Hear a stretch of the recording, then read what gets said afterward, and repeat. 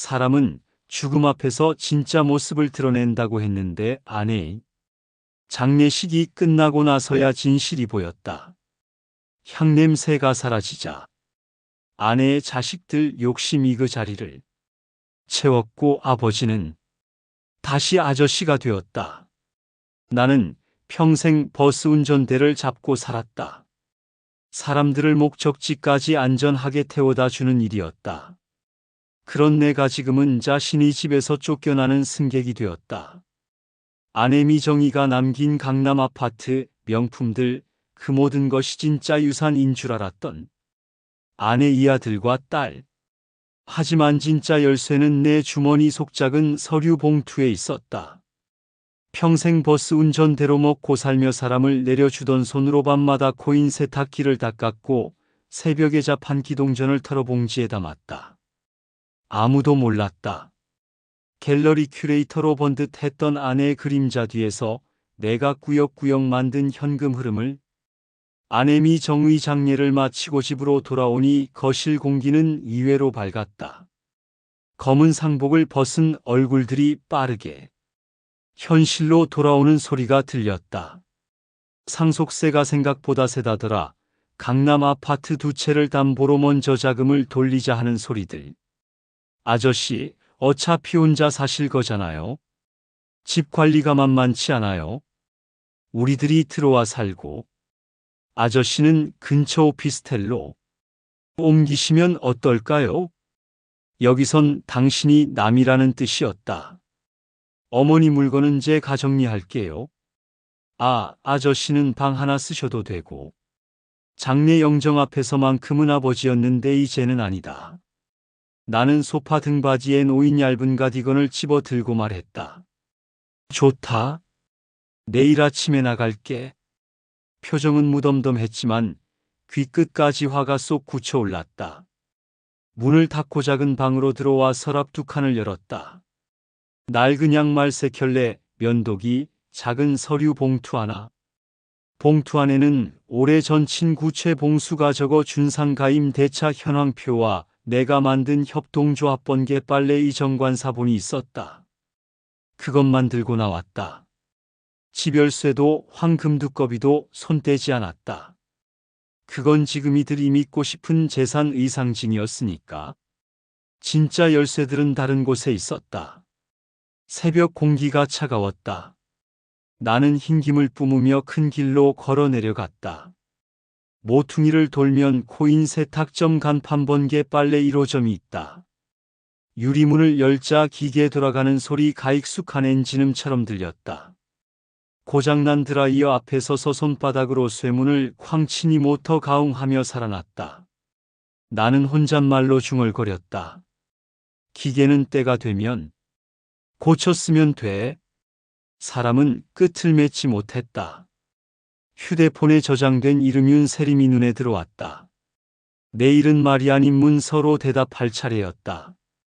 다음 날 오전 낡은 오피스텔 관리실에서 친구 최봉수가 커피를 내왔다. 상구야, 장례 끝난 날 쫓겨난 사람을 내가 둘이나 봤다. 다 이유가 있더라. 집은 상징이고 현금이 진짜더라. 나는 웃지 않았다. 대신 서류 봉투에서 정관을 꺼내 책상에 펼쳤다. 사회적 협동조합 번개 빨래 조합원 7명, 이사장 오상구. 수익의 20%는 저소득층 세탁 쿠폰으로 환원, 나머지는 재투자. 내 몫은 조합 지분과 상가 임대료 배당, 그리고 자판기 수익이었다. 표면상 화려하지 않지만 매달 꾸준히 들어오는 숫자들이 이 장부 귀퉁이를 묵직하게 눌렀다. 오전 11시 변호사 윤세림이 도착했다. 그녀는 흰 셔츠 소매를 걷고 질문을 던졌다. 핵심만요? 가장 먼저 보호해야 할 자산은? 나는 상가의 동의 임차 보증금, 코인 세탁 설비 일체, 자판기 계약권 3가지를 꼽았다. 윤세림은 고개를 끄덕였다. 좋아요. 가족분들이 먼저 겨눌 건 집 과예금이에요. 하지만 선생님이 움직일 곳은 흐름이에요. 상속이 아니고 창업 작권리. 게다가 협동조합은 공익 성격이 있어요. 함부로 못 건드립니다. 점심 무렵 아내의 딸 서현에게 메시지가 왔다. 아저씨, 오늘 저녁에 상속 얘기 좀 하죠. 윤세림이 답장을 대신 썼다. 법무법인 회의실에서요. 부채세 금융 지비 항목까지 같이 보시죠. 아내의 아들 도윤에게서도 전화가 왔다. 회사 투자금 회수하려 업 마집 담보가 필요해요. 나는 짧게 말했다. 담보는 내 권한 밖이다. 오늘 문서로 얘기하자. 회의실에서 윤세림은 상속세 예상액 과유지 관리비를 먼저 띄웠다. 숫자들은 잔인할 만큼 정직했다. 아파트 두 채를 붙여도 세금과 이자, 리모델링 비용을 감당할 근거가 없었다. 그때 사위 주호가 불쑥 끼어들었다. 그래도 집은 남겨야지요. 체면이 있잖아요. 윤세림은 한숨을 삼켰다. 체면을 남기려면 현금 흐름이 먼저입니다. 체면은 현금이 만든 결과예요. 나는 그 제야 입을 열었다. 미정이는 내게 허세를 싫어한다고 했어. 그래서 난 밤 매일 했고 낮에는 버스 몰았지. 코인 세탁은 손이 많이 가지만 빚을 남기지 않아. 도윤이 빚대가 섰다. 그걸 지금까지 왜 숨겼어요? 우릴 믿지 못해서요? 숨긴 게 아니라 묻지 않았지. 내 목소리는 담담했다. 넌 투자를 묻고 난 청소를 묻는다. 묻는 게 다르면 보는 것도 달라. 윤세림이 회의를 정리했다. 제안합니다. 강남 아파트 한 채는 전세로 돌리고 유지비 줄이세요. 다른 한 채는 부분 매각으로 상속세 마련. 대신 선생님의 협동조합 과상과 설비 권리는 분리 보호합니다. 그리고 자녀분들이 당장 쓸 생활비는 대여 계약으로만 지원합니다. 이자 상환 계획 포함. 회의실이 조용해졌다. 무상 지원이라는 단어가 빠져 있었기 때문이다. 아저씨 피는 못 속여요. 아내의 딸 서현이 마지막으로 말했다. 나는 서류를 덮으며 답했다. 피는 속일 수 없지. 계약도 속이지 못한다. 오늘부터는 피보다 계약으로 말하자. 일주일 뒤 같은 회의실. 이번에는 유원장 대신 생활 재건 계획서가 테이블 위에 놓였다. 제목은 윤세림이 붙였다. 유언은 죽은 사람이 쓰는 문서예요. 오늘은 살아있는 사람들이 사는 방법을 정하는 문서로 가죠. 첫 장에는 가게 현황이 적혀 있었다. 한도윤 스타트업 라이트박스 대표, 월 1,300만 원, 투자자 미팅 사건 보류, 신용대출 9천만 원. 장서 현아동 발달센터 원장, 임대료 420만 원, 교사 3인 인건비 750만 원, 3개월째 적자. 박주호 중고차 딜러, 재고 7대, 이자 부담과다 고객 분쟁이건. 둘째 장에는 즉시 실행과 제가 붙었다. 도윤 회사원 0-3개월 동결, 불필요 구독 사무실 축소, 근로계약으로 번개 빨래 물류 파트 6개월 파트타임 투입.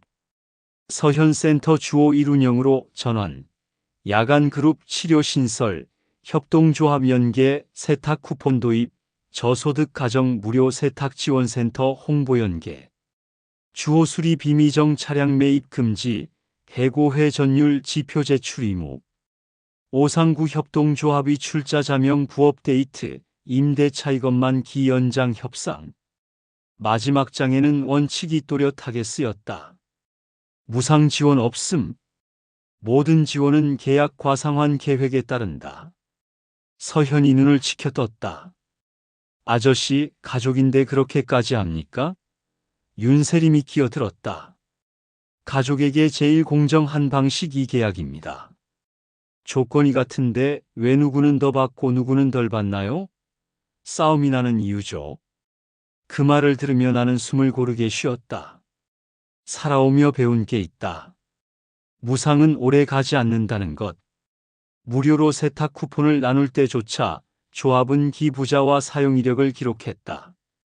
도와주는 일이 덜어내는 일로 바뀌지 않게. 회의가 끝날 무렵 도윤 이동 거인이 가을이 조용히 일어섰다. 저는 빠질게요. 이렇게까지 각서 쓰고 사는 건 제 스타일이 아니라서요. 그녀는 도윤의 손을 뿌리치고 나갔다. 문이 닫히자 도윤의 표정은 금간 유리처럼 부서졌다. 나는 그의 어깨에 손을 얹지 않았다. 떠나는 사람을 붙잡는 겁남는 사람의 몫이 아니었다. 저녁 나는 1호점 세탁소에서 물걸레질을 했다. 마감 직전 작업복을 입은 청년이 들어왔다. 사장님, 동전 교환 좀요. 청년의 손에는 기름때가 검게 묻어 있었다. 나는 동전을 건네고 물었다. 어디서 일하나? 배달 대행이요. 비도 오고 냄새가 배서 빨래를 하루에 한 번은 해요. 나는 미소를 찌었다. 현금 흐름은 이런 일상이 만든다. 장부 속 숫자는 결국 누군가의 땀과 냄새, 젖은 장갑의 무게였다. 휴대폰이 울렸다. 서현이었다. 계획서에 볼게요. 대신 한 가지 부탁만. 말해라. 센터 아이들 집에 세탁기가 고장난 집이 많아요.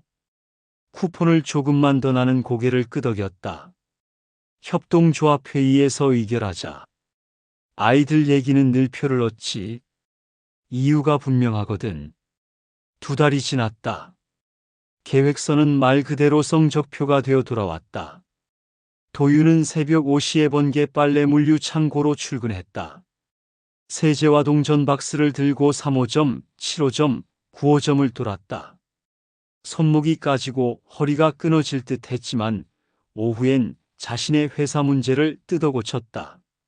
매장 점검 체크리스트와 고장 신고 기능을 올리자 조합 카톡방이 조용해졌다. 오류 줄었어요.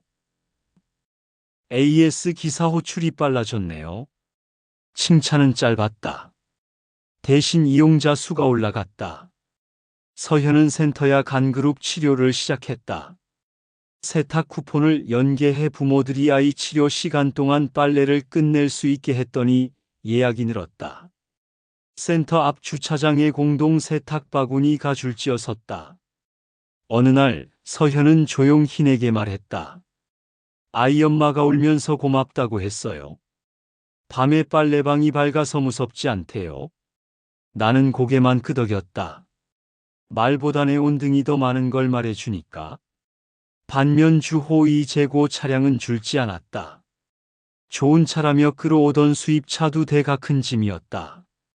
상환일에 맞춰 대여 상환표를 들고 오라 했지만 그는 약속 시간을 번번이 어겼다. 3번째 지각날 나는 담담히 말했다.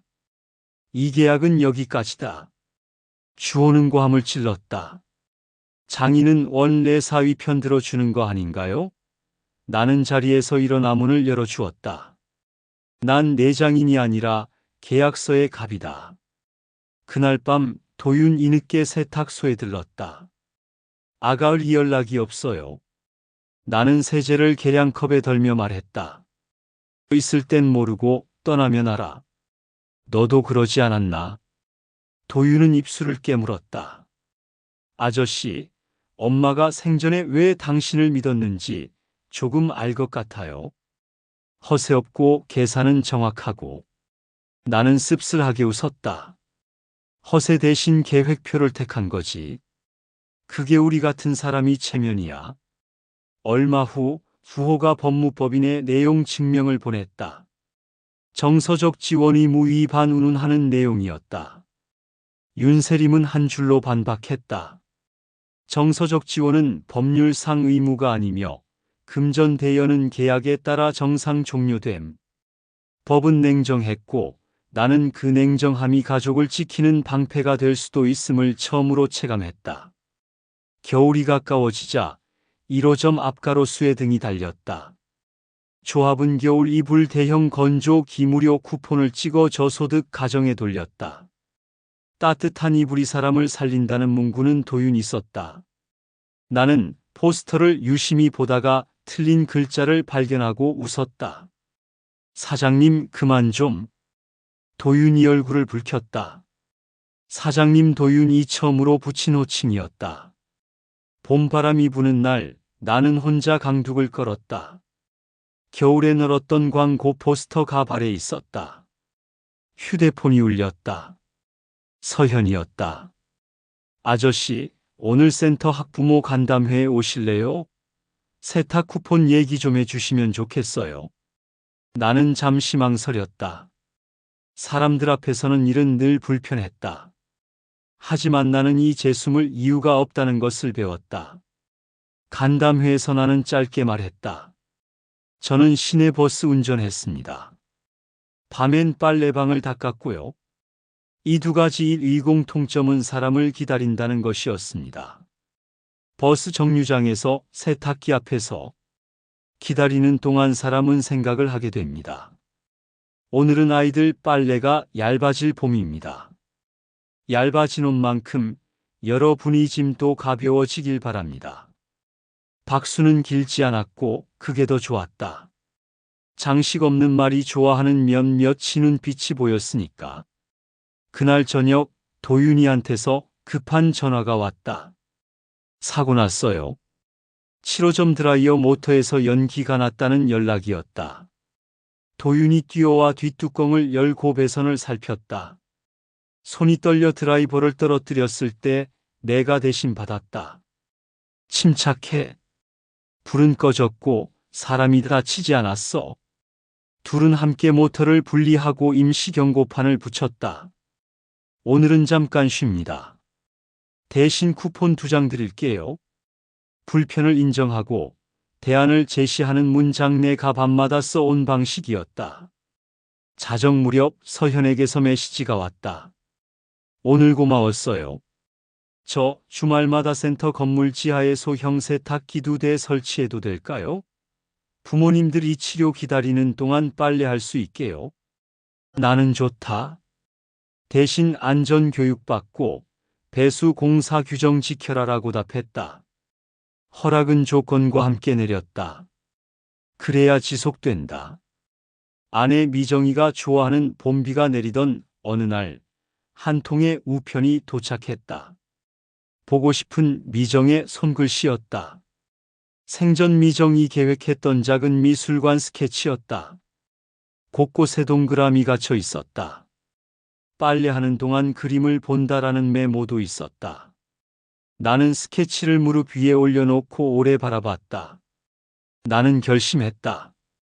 번개 빨래 3호점 옆 빈점포를 조합 미술 공간으로 꾸미자고. 아이들이 세탁 기다리는 동안 색연필을 잡을 수 있게. 개점날 조합원들이 모였다. 벽에는 동네 아이들이 그린 세탁기 그림이 걸렸다. 도윤이, 서현이, 그리고 마음이 다친 부모들이 조용히 웃었다. 나는 입 간판에 마지막 문구를 적었다. 이름으로 삽니다. 오상구. 나는 처음으로 내 이름을 간판에 올렸다. 버스 회사 이름도 아내의 갤러리 이름도 아니었다. 부끄러움이 목 끝까지 차올랐지만 동시에 묘한 평온이 찾아왔다. 해질녘 강바람이 간판테 두리를 스쳤다. 나는 생각했다. 사람은 나이를 먹을수록 누구 이것이 아니라 자기 것으로 살아야 한다고. 피는 귀하지만 책임은 더 귀하다. 나는 휴대폰을 들어줘 합 채팅방에 공지를 올렸다. 금요일부터 미술 공간 운영. 아이들 작품 공모. 세탁은 회전수, 인생은 반복수. 망가졌다면 고치고 더러워졌다면 빨자. 문을 닫고 나오는 길 도윤이 물었다. 아저씨는 왜 우리를 결국 버리지 않았어요? 나는 하늘을 보았다.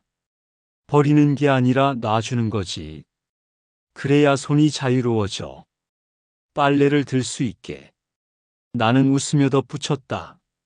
자, 내일 새벽 5시에 창고와 회전수 늘려야지. 그리고 조용히 불을 끄고 나왔다. 간판 이 오렌지 불빛이 천천히 꺼졌다. 하지만 그 밤 빨래방의 불은 꺼지지 않았다.